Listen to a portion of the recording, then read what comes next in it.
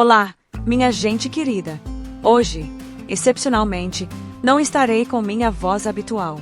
Estou um pouco rouca, hein? Por isso, contei com a ajuda da inteligência artificial para dar voz a este conteúdo. Mas não poderia deixar de compartilhar com vocês um vídeo que considero extremamente importante, feito pelo canal do Pipo, um morador de Portugal que traz reflexões reais sobre o momento que estamos vivendo por aqui. Este vídeo não é um ataque, nem um elogio gratuito ao país. É um alerta, uma visão sincera e crítica de quem está dentro do sistema, percebendo que as autoridades estão governando para os ricos, enquanto a população comum, como eu e você, só vê os preços subirem e as oportunidades diminuírem. A intenção aqui é abrir os olhos, não espalhar negatividade, mas sim provocar reflexão. Para quem está pensando em vir morar em Portugal, ou mesmo para quem já está aqui se sentindo perdido, é hora de parar e pensar com seriedade.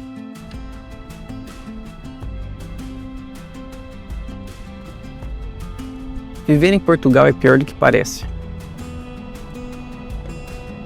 Foi a primeira frase que eu vi em um vídeo gringo sobre a situação de Portugal nos dias de hoje. E não me leve a mal, eu amo viver aqui. Portugal me deu oportunidades e sonhos que jamais pensei que teria em minha vida. Foi aqui que eu encontrei a minha felicidade. Como a gente já sabe, Portugal tem uma das melhores comidas, paisagens fantásticas e um estilo de vida que é surreal comparado a muitos outros países. Mas existem alguns pontos que são citados no vídeo que fazem a gente acreditar que cada vez mais está difícil viver aqui. E para já não vou dizer por mim, mas para uma boa parcela da população portuguesa em si. Se voltarmos lá para 2015, há 10 anos atrás, era possível comprar um imóvel ali em Lisboa por cerca de 1.000 euros o metro quadrado. Hoje, esse mesmo espaço custa mais de 2.500 euros. Isso representa um aumento de 150% em menos de uma década. E não é um caso isolado. Só nos últimos 3 anos, os preços subiram 30%. Nas principais cidades portuguesas, é preciso ganhar o dobro do salário mínimo apenas para conseguir alugar um apartamento de um quarto, que, dependendo da região de uma das cidades grandes, por exemplo, pode chegar até 2.000 euros por mês. Para você ter uma ideia, eu vivo em um T1 onde apenas o aluguel é 975 euros. Portugal enfrenta hoje uma crise gigantesca na habitação e no custo de vida. No ano passado, por exemplo, houve um dos maiores protestos da história aqui de Portugal. Milhares de pessoas saíram às ruas, mas o alvo não era o governo. O protesto era contra algo muito mais moderno, turistas e estrangeiros ricos. Inclusive, algo semelhante acontece na Espanha. Em Barcelona, os locais até jogaram água em turistas. Os chamados nômades digitais vêm injetando bilhões de euros na economia todos os anos aqui em Portugal. E há muitos por aqui, muitos mesmo. Cidades como Lisboa, Porto, Cascais e Algarve têm muitos, por exemplo. Eles têm condições de alugar um apartamento, pois geralmente as fontes de renda deles são de empresas de outros países, são de fora. Para muitos portugueses, o estrago já foi feito. Muitas pessoas estão sendo despejadas, forçadas a viver nas ruas ou a trabalhar como empregadas nas casas onde cresceram. Verdade, muito mal isto para todos.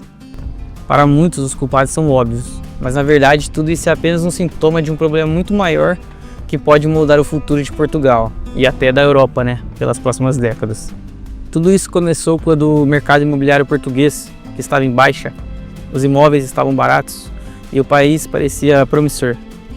Então, fundos estrangeiros começaram a comprar edifícios inteiros, às vezes por preço de banana. Muitos prédios que antes eram ocupados por famílias portuguesas foram transformados hoje em hotéis, hostels ou apartamentos de luxo para aluguel de curto prazo. Mas assim, o turismo disparou.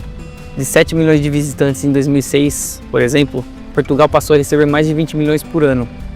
Isso trouxe empregos, claro, dinheiro e uma imagem renovada para o país. Lisboa, por exemplo, virou cool, alternativa. A Ribeira, na cidade do Porto, ficou famosa nos Instagrams de viagem. E as praias do Algarve se tornaram um destino de luxo. Mas enquanto muitos visitantes vinham e iam, os preços ficavam, E lá em 2012 o governo criou um incentivo ainda melhor para atrair mais investimento externo, o Golden Visa. Basicamente, esse Golden Visa diz que qualquer estrangeiro que investisse pelo menos 500 mil euros em imóveis em Portugal ganhava o direito da residência do país. Para muitos investidores, especialmente da China, Brasil e até da Rússia, isso era um ótimo negócio. Além de adquirir um ativo valorizando, então na década seguinte ao lançamento do programa, Os preços dos imóveis nas grandes cidades aumentaram, em média, mais de 150%. Enquanto isso, o salário médio do português permaneceu praticamente o mesmo. Esses vistos permitiram que investidores de fora da União Europeia obtivessem residência, mas muitos nem moravam no país, apenas reformavam imóveis que permaneciam vazios. Muitas vezes também, os mesmos imóveis eram revendidos várias vezes, inflacionando ainda mais o mercado. Então, ficou praticamente impossível para o cidadão português médio comprar uma casa, onde o salário mínimo hoje aqui é de 870 euros, mas um apartamento de um quarto no Porto ou em Lisboa fica na média de 1.000 euros. Muitos prédios abandonados também foram restaurados e investimentos de fora chegaram, mas os empregos geralmente são mal pagos aqui. E quem mais lucra com tudo isso são os donos de imóveis, terrenos e hotéis. E ninguém fala disso, e quando alguém fala, vem um monte de gente achando que está se atacando Portugal. Não, os problemas devem ser falados para serem resolvidos. Por isso, Portugal tem hoje uma das maiores desigualdades de riqueza do mundo. E o turismo vem alimentando isso. Imóveis para aluguel, como o Airbnb, chamados de alojamentos locais, tomaram conta das cidades grandes. Em bairros históricos, como o da Alfama, em Lisboa, por exemplo, 60% dos imóveis são alugados para turistas. Então imagina, alta demanda, mais baixa oferta, preços altíssimos. E tudo isso em um país onde 50% da população ganha menos de 1.000 euros por mês. Um outro estímulo também veio com o regime fiscal para estrangeiros. Imagina, por até 10 anos, quem se mudasse para Portugal pagaria menos impostos ou até nenhum. Isso atraiu muito aposentados ricos, empreendedores e, claro, os nômades digitais. Quando eu estava procurando um novo apartamento para alugar ali na região de Matosinhos, no norte do país, dos 4 apartamentos que eu vi, 2 eram de estrangeiros. Um ainda o alemão só alugava por 6 meses, porque nos outros 6 meses ele vivia aqui. Quando eu voltei da Dinamarca, a mulher que veio no avião ao meu lado, uma senhora aposentada, disse que no verão ela ia para Portugal, pois tinha casa. Já no inverno, ela voltava para a Dinamarca, por conta que lá as casas e os estabelecimentos em geral são mais preparados para o frio. Na época da Eurocopa, fomos assistir os jogos de Portugal em um bar ali na Baixa do Porto. E um casal bem mais velho, que por sinal eram americanos, pagaram bebidas para mim e para minha namorada e disseram que tinham casa no Porto aqui e trabalhavam com investimentos. Plataformas como o Airbnb cresceram de forma agressiva. Apartamentos que antes eram alugados por 500 euros por mês passaram a render 100 euros à noite. Proprietários viram lucros bem maiores e muitos expulsaram inquilinos para converter seus imóveis em hospedagens turísticas. Verdade, muito mal isto para todos. O número de imóveis disponíveis para residentes começou a cair e os preços sempre a subir. Para quem vive em Lisboa ou no Porto, a mudança foi rápida e brutal. Bairros tradicionais como Alfama, Mouraria ou Ribeira foram literalmente transformados. Casas que pertenciam a famílias há gerações foram vendidas. Moradores antigos foram sendo expulsos, realocados ou simplesmente não conseguiam mais pagar o aluguel. De repente, havia mais turistas do que vizinhos. Restaurantes locais deram lugares a bares instagramáveis. As mercearias e muitas tascas sumiram, substituídas por lojas de souvenir e brunch. Lisboa virou um produto, linda nas fotos, vendida como uma experiência autêntica e única, mas cada vez mais vazia de lisboetas. E isso não ficou restrito ao centro, tá? À medida que os preços foram aumentando nas zonas mais turísticas, o mercado foi se expandindo para os arredores. Bairros como Arroios, Marvila ou Campolide, antes mais acessíveis, também começaram a sofrer pressão. A classe média foi empurrada para ainda mais longe. Hoje, encontrar um apartamento em Lisboa ou no Porto com preço justo é quase impossível. E ninguém fala disso, e quando alguém fala, vem um monte de gente achando que está se atacando Portugal.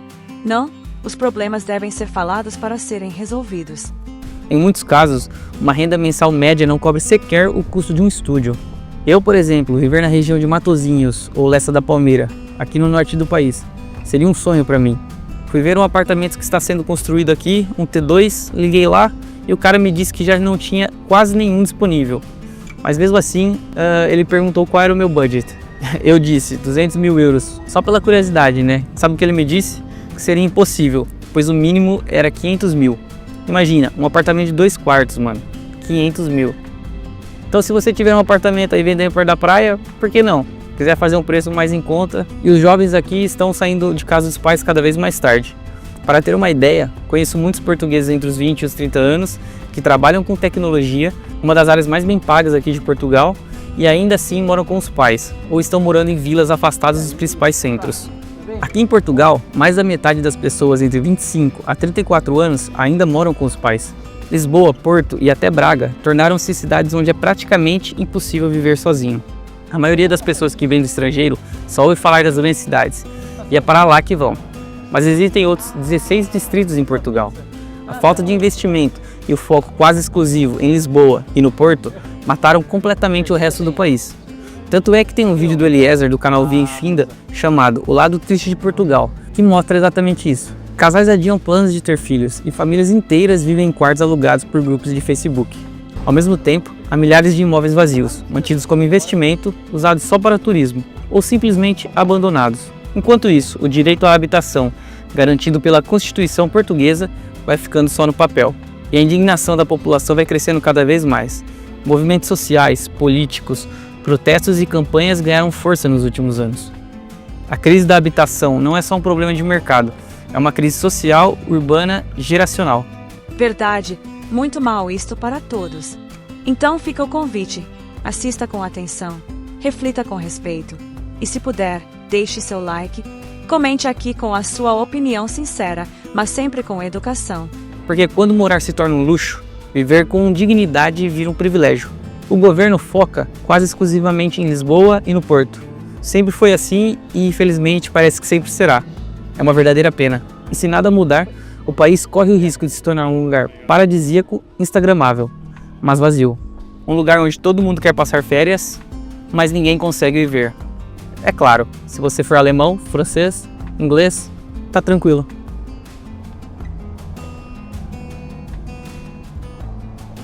E ainda culpam os imigrantes da CPLP. Vamos prestigiar o canal do Efeito Wallace e do Posso Te Mostrar com Ana Carolina. Até hoje, um cartão da CPLP, e eu acredito que a CPLP não está sendo devidamente respeitada. A CPLP, na verdade, nunca foi uma autorização de residência muito respeitada. Você que tem a CPLP, assim como eu, você sabe disso, não é? Mas na época foi uma opção que surgiu. Eu até hoje acho que nós, imigrantes, somos massa de manobra, certo? Muitas pessoas falam dos imigrantes, ficam chateadas com os problemas que os imigrantes trazem para um país e de alguma forma eu concordo. Só que também as pessoas têm que entender que nós somos usados, não é? Nós somos usados. Não somos nós que fazemos as regras, não somos nós que fazemos as leis. A regra do jogo, quem faz são os governantes, não é? Então eles falam, olha, você vem aqui, você paga essa taxa dentro de X dias, tendo todos os requisitos para ter a sua autorização de residência, ela irá chegar na sua casa. E até hoje não chegou nenhuma autorização da residência da CPLP que a gente saiba para as pessoas, não é? E os prazos já se passaram para muitos, e também a AIMA, a partir de agora, não vai dar mais informação sobre o seu processo. Onde que está o seu cartão? Como é que está o andamento do seu processo? Verdade, muito mal isto para todos. Notícia publicada hoje no DN Brasil afirma que os funcionários do Centro de Contato da AIMA foram proibidos de fornecer qualquer informação aos imigrantes sobre o andamento dos processos. Segundo a reportagem assinada por Amanda Lima, a decisão afeta especialmente quem está sendo atendido pela estrutura de missão, justamente o grupo que mais precisa de atualizações sobre seus pedidos. O canal de telefone vinha sendo uma das únicas formas de muitos imigrantes conseguirem, ainda que com muita dificuldade, algum tipo de resposta sobre esses processos. E segundo a matéria, tanto funcionários do Centro de Contato quanto usuários que ligaram recentemente confirmaram que a orientação partiu da própria coordenação e passou a valer nesse mês de maio. Um dos relatos mais impactantes é de um brasileiro que, após dezenas de tentativas, conseguiu ser atendido no dia 23 de maio. Ele queria saber sobre a renovação do título da CPLP, que já estava há mais de 60 dias sem resposta. A atendente informou que não poderia fornecer informações e, ao ser questionado, então, ela desligou a chamada. A reportagem ainda ouviu outros trabalhadores do centro que preferiram, então, não serem identificados por medo de represálias. Todos confirmaram que a restrição vale apenas para processos que estão na chamada estrutura de missão. Milhares de imigrantes que esperam a resposta dos seus processos e seu cartão de residência agora não têm mais nenhuma forma de saber o andamento da sua situação. Sem sistema online, sem retorno por e-mail e sem possibilidade de atendimento presencial, cresce então o sentimento de insegurança. Muitos desses imigrantes já estão há meses esperando uma resposta. Em alguns casos, a espera pelo cartão ultrapassa 6 meses. A situação fica ainda mais preocupante após os recentes anúncios do governo sobre os indeferimentos e as notificações por abandono voluntário do território, que deixaram muitos em alerta. Sem acesso ao status dos seus pedidos, não há como saber se o processo foi validado e está aguardando a impressão do cartão, se há alguma pendência e você não recebeu o e-mail, se ele caiu na caixa de spam ou até se ele foi indeferido sem uma notificação adequada, né? Diante desse cenário, muitos pensam em entrar com as ações judiciais para garantir o direito ao título de residência. Afinal, segundo a própria legislação, o prazo legal de resposta após o atendimento seria de 60 dias para o caso de quem já tem autorização de residência CPLP, está fazendo uma renovação e faria a troca do título do papel para o cartão. É um prazo que em muitos casos já foi completamente ultrapassado. Nesse caso não há mágica, viu? Já vi até advogados que entram com a ação para conseguir a própria renovação do documento. E ninguém fala disso, e quando alguém fala, vem um monte de gente achando que está se atacando Portugal. Não, os problemas devem ser falados para serem resolvidos. Tá vendo aí, gente? Infelizmente, a minha percepção é isso. Nós somos massa de manobra e, assim, não dá para dizer que tem uma garantia de que nós vamos receber esses cartões. Essa aí que é a grande verdade. Eu acredito que talvez esses cartões vá ser liberado, porque seria um grande problema de uma hora para outra você não dar os cartões. O governo sabe que iria entupir o judiciário de processos, né? Entupir a máquina pública aí de processos, mas parece-me que essa aí está apresentando como uma única via para você ter os seus direitos esses que não fomos nós, que foi o governo que fez nas leis, para que você tenha os seus direitos garantidos, porque é muito triste nós como imigrantes, a gente trabalhar, contribuir, tudo certinho. Para contribuir nós somos top, né? A segurança social, bater recorde, tudo, IRS, nós temos que fazer tudo. Na hora de ir lá na AIMA ter que pagar os documentos, a gente paga tudo. Agora na hora de receber a nossa documentação, é isso que acontece, né? Nós somos tratados desta forma. E eu acredito que é a indignação de muitos. Verdade, muito mal isto para todos. Falo, não se acomode. Não entre para dentro de uma fábrica e fique acomodado lá, sendo um faz-tudo, um operador. Porque esta classe operária não é valorizada. Ao mesmo tempo que eles precisam de você, que eles vão fazer uma lei que do nada abre as portas e joga todo mundo para dentro, ao mesmo tempo eles podem fazer uma lei e jogar todo mundo para fora. Eles querem profissionais qualificados, eles querem profissionais que tenham que tenham falta no mercado. Então por isso que eu falo, se especialize. Hoje em dia a imigração não é mais só chegar num lugar, você tem que estar especializado. E pesquise quais são as profissões que têm mais demanda nos países da Europa, né? Eu já falei, faça tudo com o que está no teu alcance. Elas não posso fazer uma faculdade agora de medicina, de não sei o quê, né? Mas que outras profissões que eles precisam? Já falei, soldador, pessoal de motorista de pesados, e tem outras profissões que a gente só tem que pesquisar, correr atrás para que você seja valorizado em outro canto, ou aqui mesmo em Portugal, que seja. Vocês conseguem me entender? Pelo menos esse é o meu ponto de vista, o meu modo de pensar. A gente não deve ser acomodado. Cheguei, tô salvo. Não tá. É agora que começa a luta, entendeu? E esteja aberto para mudanças. Então, o que eu digo é, vamos orar pelos nossos governantes, para que Deus ilumine a mente deles, eles valorizem e respeitem esta mão de obra trabalhadora, que nós somos imigrantes, pelo menos a grande maioria. Infelizmente, tem pessoas da nossa própria pátria que vêm para cá nos envergonhar, aparecem nos telejornais, nos envergonhando, aumentando, né, a xenofobia. E são esses poucos que às vezes conseguem estragar muitos, porque a grande maioria está aqui para trabalhar. E nós somos pagadores de impostos, a gente paga tudo certinho, a gente quer crescer, a gente quer comprar.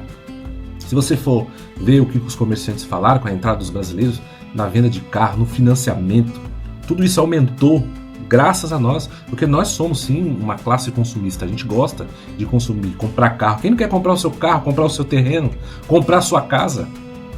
Então, se o governo nos der esta possibilidade, nos respeitar, der a documentação que a gente precisa, eu tenho certeza que a grande maioria opta por ficar em Portugal, mesmo com um salário mais baixo em relação a muitos outros países. Porque as pessoas gostam deste país, as pessoas se sentem bem aqui. E nem sempre dinheiro é tudo, não é? Só que, infelizmente, o que nós estamos vendo é que nós não estamos sendo valorizados. A gente paga, mas não recebe. Nós somos massa de manobra. Massa de manobra para a política, massa de manobra para várias questões. Aí o que acontece? Quando está cheio, todos fora daqui.